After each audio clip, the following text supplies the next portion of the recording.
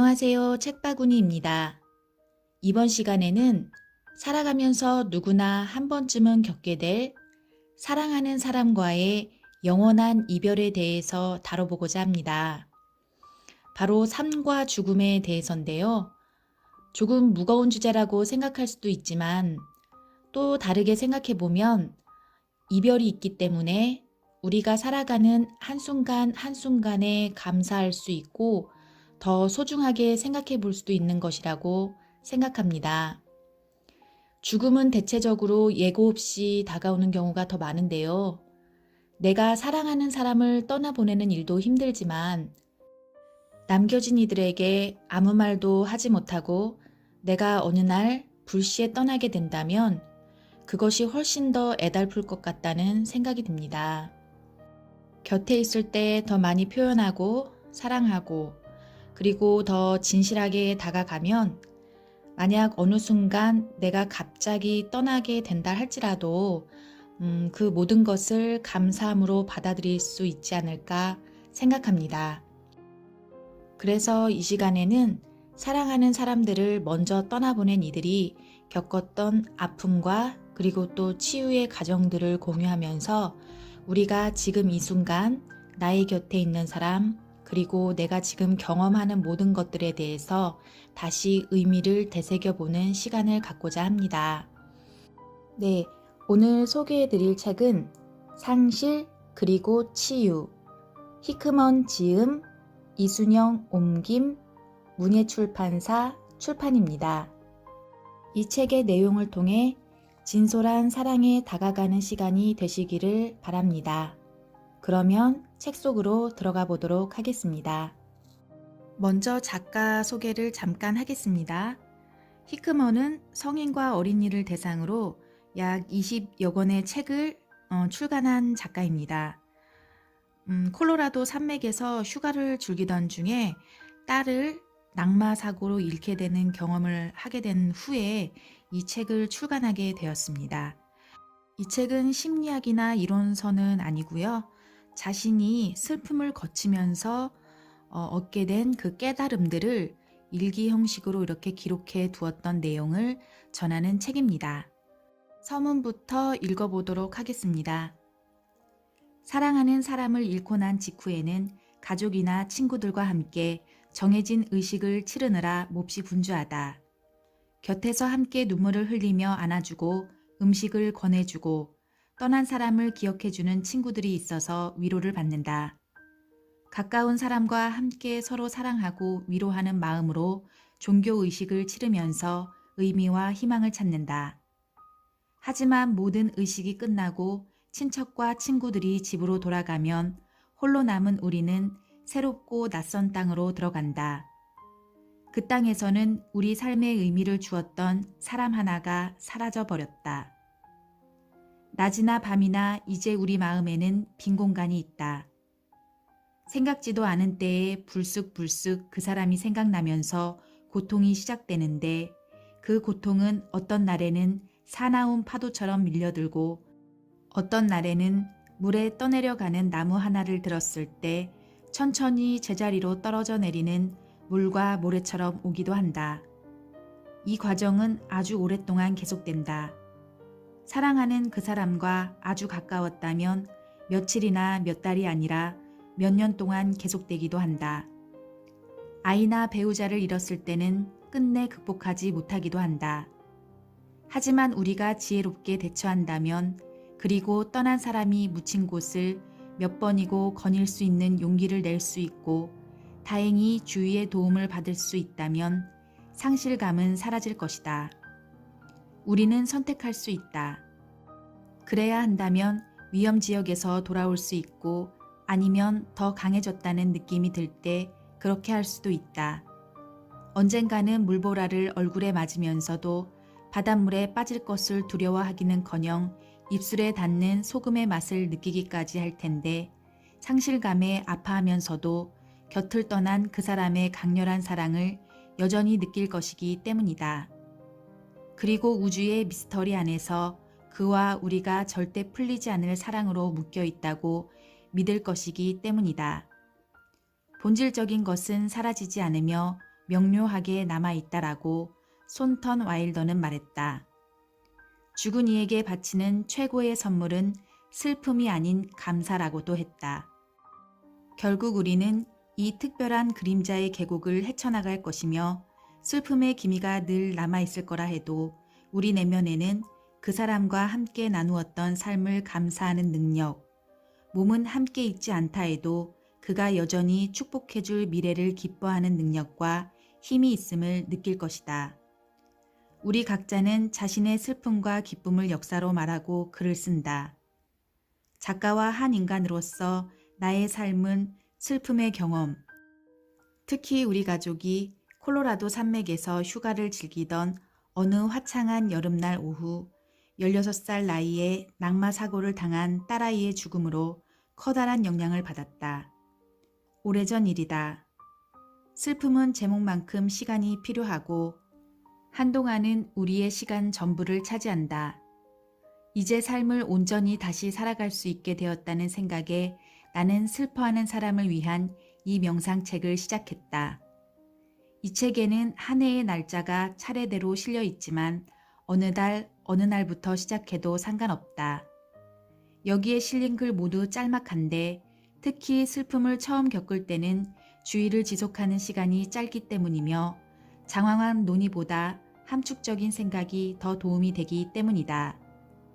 이 책이 나올 수 있게 해준 수많은 사람들, 내가 가장 상처받았을 때 내게 힘을 준 가족들과 친구들, 나를 사랑하고 내가 누구인지, 내가 어떤 사람이 되기로 선택했는지 상기시켜주는 영적, 종교적, 공동체 사람들에게 감사한다. 그리고 이 책의 출간을 처음 제안해준 편집자 리사 콘시딘에게 감사를 전하며 대화로, 편지로 혹은 인쇄물로 자신의 말을 들려줘서 이 책이 만들어질 수 있게 해준 수많은 사람에게도 고마움을 전한다. 이 지혜로운 얘기들을 보고 또 보는 것은 내게 풍요로운 모험이었다. 슬픔에 빠진 사람들이 삶의 회복과 교정으로 가는 머나먼 길을 단호하고 용감하게 그리고 그 길에 밝은 빛을 비출 거라 믿으면서 갈 수 있기를 바란다. 신을 아는 가장 좋은 방법은 많은 것을 사랑하는 것이다. 빈센트 반 고흐. 가혹한 상실의 아픔을 겪고 나면 사랑을 지혜롭게 가꾸는 것은 고사하고 새로운 사랑을 직시하는 것 자체가 어렵게 느껴진다. 상실의 아픔에 사로잡혀 꼼짝하지 못한다. 상대에게 무엇을 줄 수 있을까? 다시 사랑을 시작했다가 같은 일을 또 겪게 된다면 어떻게 나를 보호할 수 있을까? 보호할 방법은 없다. 하지만 오랜 세월 전에 내려온 지혜를 빌리면 삶을 되찾는 방법은 다른 창조물에 사랑을 쏟아붓는 것이다. 어린 시절 처음 죽음을 경험하고 나서 살다 보면 상실의 아픔을 수없이 겪을 텐데 그럴 때 내가 망가지지 않는 가장 좋은 방법은 가능한 많은 사람을 사랑하는 거라고 생각했던 기억이 난다. 그렇게 하면 그들 중 한 사람이 죽는다 해도 내 곁에는 여전히 사랑하는 사람들이 많이 남아있을 테니 말이다. 사랑의 기약이 꼭 그런 식으로 작용하는지는 잘 모르겠지만 초보자에게 나쁜 방법은 아니었다. 약해진다는 것은 아주 깊이 있고 다채로운 면에서 인간적이 된다는 것이다. 우리 인간의 모습이 가장 서글퍼 보일 때는 눈앞의 현실을 좀처럼 받아들이지 못하는 채 그것을 더 낮게 바꿀 수 있으며 바꿔야 한다고 믿을 때다. 그러다 철저하게 무너지고 나서야 현실을 더 낮게 바꾸는 것은 불가능하다는 걸 깨닫는다. 애정을 갖고 너그럽게 조각들을 모아 다시 맞추는 것이 우리가 부정하는 현실이다. 로렌스 반데어 포스트. 우리는 이미 일어난 일을 바꾸고 싶어 갖은 애를 쓴다. 만약에 라는 게임을 한다.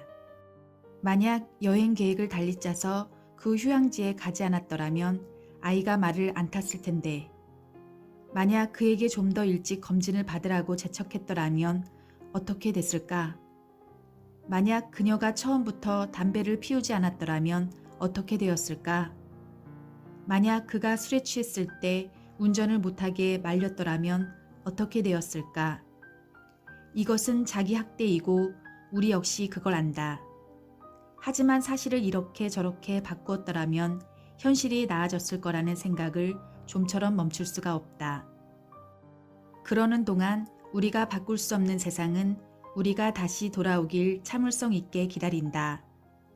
장난감 집이 무너졌다거나 친구가 못되게 굴었다며 짜증을 내고 소리를 지르는 아이 옆에서 기다려주는 부모처럼 세상은 우리를 기다린다.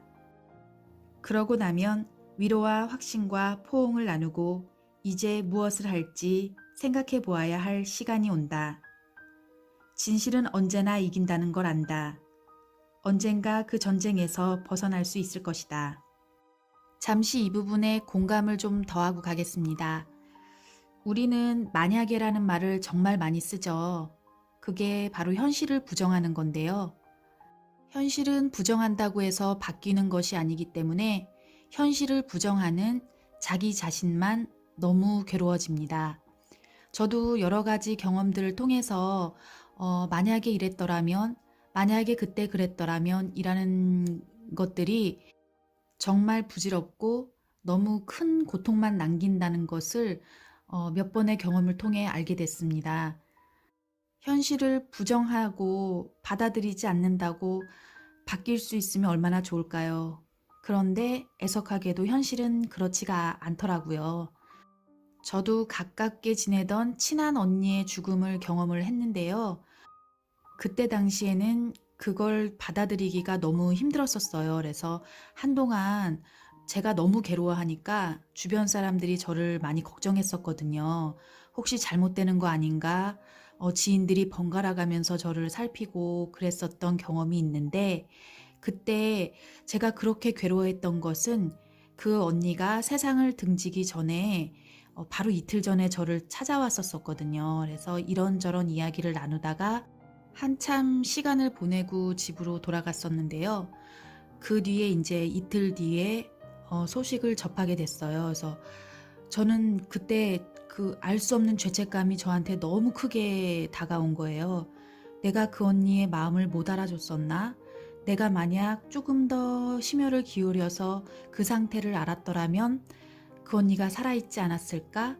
그렇게 허무하게 떠나가지 않았을까? 내가 좀 더 시간을 같이 보내야 했었을까? 우리 집에 머물게 했었어야 했을까?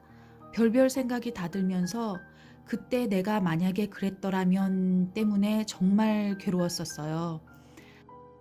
그런데 이 만약에라는 것은 제가 아무리 만약에라는 상황을 생각을 한다 하더라도 그 상황으로 다시 돌아갈 수 없는 아주 괴로운 단어거든요. 그거를 깨닫고 나서 언니가 죽었음을 받아들이고 나니까 주변에 남은 사람들이 더 소중하게 생각이 되더라고요. 내가 좀 더 이렇게 곁에 같이 있을 수 있을 때 더 사랑해야 되겠다. 내가 좀 더 도움이 될 수 있을 때 더 도움이 되어야 되겠다. 떠난 후에 후회하지 말고 함께 할 수 있는 지금 이 순간, 지금 내 곁에 있는 사람들한테 잘해야 되겠다라는 생각이 들어오면서 더 큰 사랑을 배울 수 있었던 것 같습니다. 그러니까 혹시 이 방송을 듣고 있는 여러분들 중에도 지나간 과거 때문에 괴로워하고 계신다면 이제 그 과거는 이미 지나갔고 다시 되돌릴 수 없다라는 것을 온전히 받아들이고 그럼 지금부터 내가 할 수 있는 게 무엇일까? 라고 생각을 전환해 보시기를 바랍니다. 그것이 여러분들을 돕는 거고요. 그리고 주변에 더 큰 사랑을 나누는 유일한 길입니다. 다시 본문으로 들어가 보도록 하겠습니다. 그녀의 사랑은 모든 곳에 있다. 그 사랑은 내가 집안을 돌아다닐 때 날 따라다니고 정원에서 나를 맞고 내 꿈에 백조들을 보낸다. 이상하게도 난 물속에 있거나 땅 위에 붕 떠 있는 것처럼 행복과 흡사한 기분을 느낀다.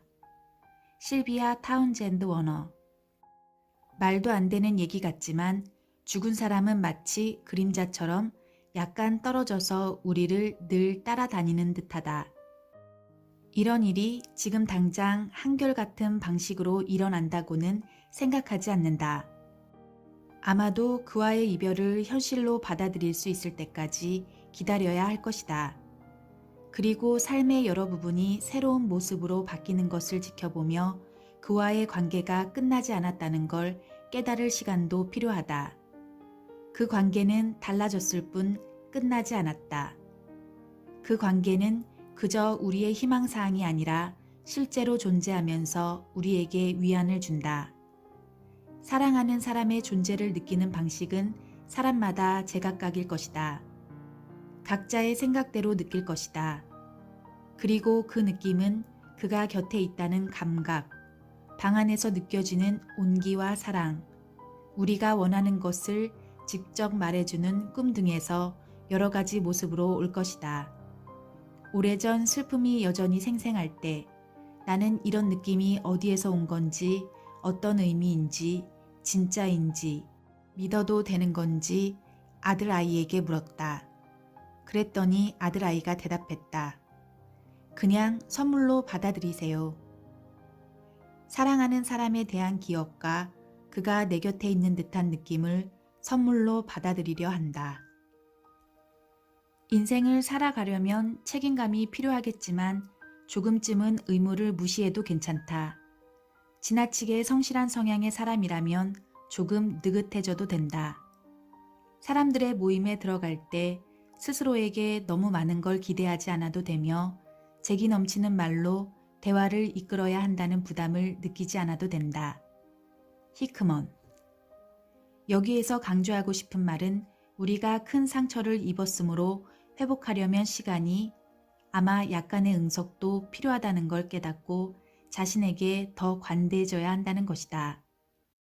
일어난 일에 어느 정도 책임감을 느낀다면 다시 제자리로 돌아갈 수 있다는 걸 증명하기 위해 더 열심히 노력해야 한다고 생각할지도 모른다. 하지만 그렇지 않다. 몇 년 전에 유행했던 배지에는 이런 글귀가 있었다. 나는 우주의 자녀다. 내게는 여기에 있을 권리가 있다. 어느 시골 신부의 일기에서는 죽어가는 어느 신부가 이렇게 말한다. 모든 것이 은총이다. 삶은 우리 모두 거저받은 선물이다. 스스로를 돌봐야 한다. 그래서 또 다른 날을 살 수 있도록 더 강해져야 한다. 잠시 동안 이런저런 일을 다른 사람에게 좀 떠맡기자. 마음이 가벼워지면 그때 가서 다시 그 일을 맡으면 된다. 다 말라버린 우물에 에너지가 다시 차오르려면 시간이 필요하다. 그것에 관해 누구에게도 심지어 내게도 변명할 필요가 없다. 다 괜찮아질 것이다. 다 괜찮아질 것이다. 모두 다 괜찮아질 것이다. 노리치의 줄리언. 내 세상은 이제 끝난 거나 다름없다고 생각했을 때 딸아이의 죽음은 내가 벗어날 수 있는 악몽이 아니라 영원한 것이라는 깨달음이 마음을 때릴 때 친구 하나가 방에 들어와 내 목을 끌어안고 말했다. 다 괜찮아질 거야. 나는 그 친구가 제정신이 아니라고 생각했다.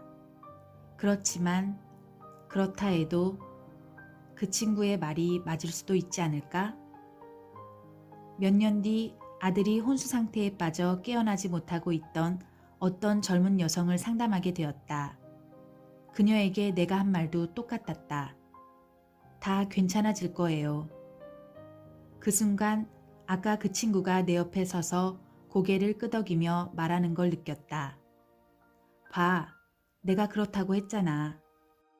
처음 슬픔이 휘몰아칠 때는 그런 일이 절대 없을 것 같겠지만 앞으로 삶의 표면이 혼란히 흔들리는 일이 자주 있을 거라 해도 다 괜찮다는 굳은 확신이 우리 의식 깊숙이 자리 잡게 된다는 걸 깨닫게 된다. 그렇게 되기까지는 다른 사람들의 증언에 매달리며 희망을 품는다. 그들이 그렇게 되었다면 나도 그렇게 되지 않을까? 다 괜찮아질 것이다. 다 괜찮아질 것이다. 모두 다 괜찮아질 것이다. 모두 다 괜찮아질 거라는 희망의 메시지를 끝으로 본문의 낭독은 여기까지만 하겠습니다. 당부드릴 것은 만약에 이 방송을 듣고 계신 여러분 중에 마음에 상처가 있고 그 상처가 아직 치유되지 않으신 분이 있다면요. 저도 드리고 싶은 말입니다. 다 괜찮아질 거예요. 정말 다 괜찮아집니다. 그러니 심호흡 크게 한번 하시고요. 주변을 천천히 둘러보고 자기 자신에게 조금 더 관대한 마음을 가지고 자신을 용서하며 내일을 다시 그려보시기 바랍니다. 지금껏 잘해왔고 지금도 아주 잘하고 있습니다. 모든 것이 곧 좋아질 겁니다. 괜찮아질 겁니다. 제가 먼저 겪어봤는데요. 다 괜찮아집니다. 힘내시길 바라면서 오늘 리뷰는 여기에서 마치도록 하겠습니다. 감사합니다.